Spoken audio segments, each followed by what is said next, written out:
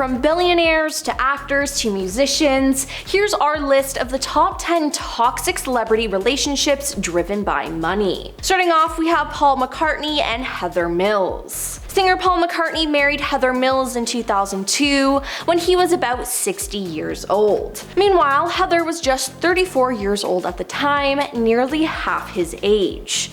Now, media and fans saw this as a red flag, as they thought that she was trying to take advantage of him, particularly as he had just lost his wife, Linda Eastman, to cancer. Heather didn't have much fame nor nearly as much money as Paul, but they had a child together in 2003 and separated in 2006 and finally divorced in 2008. Now, Heather was awarded nearly $50 million in her divorce from the former Beatle, something that's like $25,000 per day of marriage, and still seemed to think that it wasn't enough. Now, the judge censored her for illegally tapping Paul's phone, and her story she created to defend herself started proving false.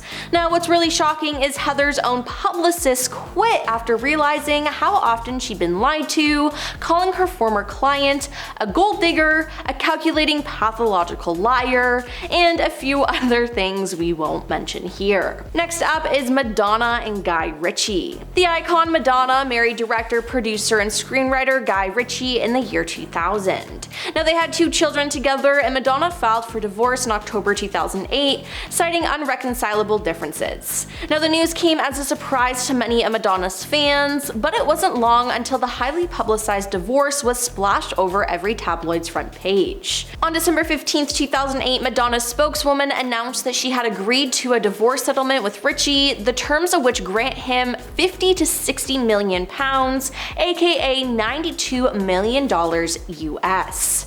Guy then called their marriage a soap opera, but while living with Madonna, Guy never spent a dime of his own money, according to Perez Hilton. Instead, he lived off Madonna's money, including insisting she purchase a 1,200-acre estate for him, funding his flights on private jets, and pay for his extravagant vacations. Yeah, sounds like a gold digger to me. Then there's Alec and Jocelyn Wildenstein.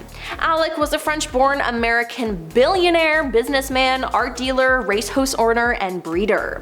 He met fellow socialite Jocelyn when she was a guest at a ranch, and they got married in April 1978. They had 2 children together, and their divorce proceedings between 1997 and 1999 gained wide media coverage for the revelations about the couple's extravagant spending habits and the pressure he put on Jocelyn to undergo plastic surgery. Now, although she denies having extensive plastic surgery, citing it's her Swiss heritage, she admitted to a multi-million-dollar surgery to make her eyes more cat-like. Now, during the divorce proceedings, much of the attention was naturally drawn to Jocelyn, and she was awarded an astounding $2.5 billion settlement with $100 million for 13 years afterwards. Although the judge stipulated that she was not allowed to use any portion of that sum to fund further cosmetic surgery. But then somehow in 2018, she filed for bankruptcy as she had used up all of his money, $2.5 billion, which is just crazy. Now we have Anne Hathaway and Raffaello Follieri. Actress Anne Hathaway started dating Raffaello Follieri in 2004, and they remained together until he was arrested for fraud in 2008. The Italian property developer was jailed for 4 years after pleading guilty to 14 counts of wire fraud, money laundering, and conspiracy. Now, he was racking up huge debts and using investors' money to furnish his lavish lifestyle, which included an elite dog walking service for his brown lab, a $37,000 a month apartment in Olympic Tower, a rented yacht for him and Anne in the Mediterranean, $30,000 to fly his doctor to London for a minor ailment, and $107,000 on a chartered jet to take him and Anne to a New Year's Eve party in the Dominican Republic. Now, Anne had no idea of any of this, but she was complicit. Afterwards, Raffaello said in an interview, "That night before I was arrested, Annie phoned me from Los Angeles where she was doing press for the movie Get Smart. We were on the phone for 10 minutes minutes talking about when she might come home, and if I remember, Annie's last words were, "I love you forever," and we ended the call. Now that was 2 a.m. on June 24th, 2008. At 6 a.m. I was arrested. I never spoke to Annie again. After that, she never spoke to him again. I think she made a business decision, he said, about her choice not to contact him.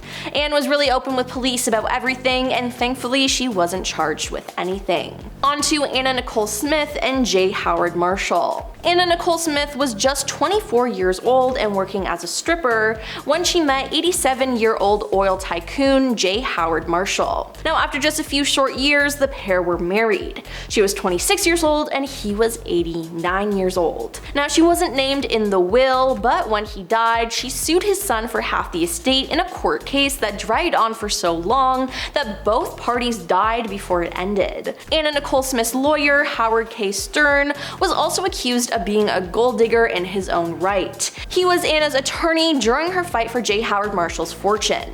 However, they quickly forged a romance of their own, and in 2006 they exchanged wedding vows, though the ceremony was non-binding.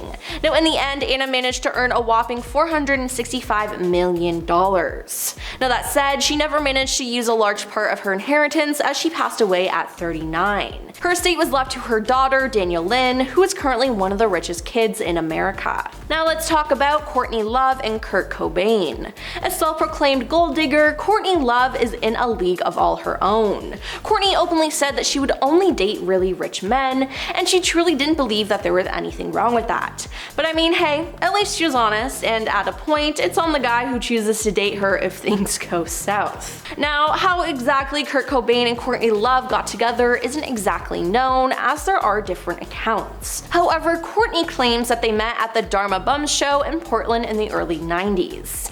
Now, whatever the case may be, they became a couple by 1992 and got married that same year. Now, some believe Courtney had a hand in Kurt's death. Part of this is due to the fact that she introduced him to illegal substances, while others thought she took his life for discussing divorce. His widow wife then inherited all of his fortunes, and I mean, how convenient. Now there's Gabriel Aubry and Halle Berry. Gabriel Aubry was a relatively unknown model until he met and married the Oscar-winning actress Halle Berry. It was on set of a Valentino photo shoot that the pair met. Now, they had a daughter together in 2008, but just 2 years later they decided to end their relationship. Gabriel had been promptly named a gold digger though during their divorce settlement. He demanded a $50,000 lawyer fee on top of $20,000 a month in alimony. He claimed that he needed $20,000 to support the lavish lifestyle that their daughter had grown accustomed to. Now, he wound up getting $16,000 in child support.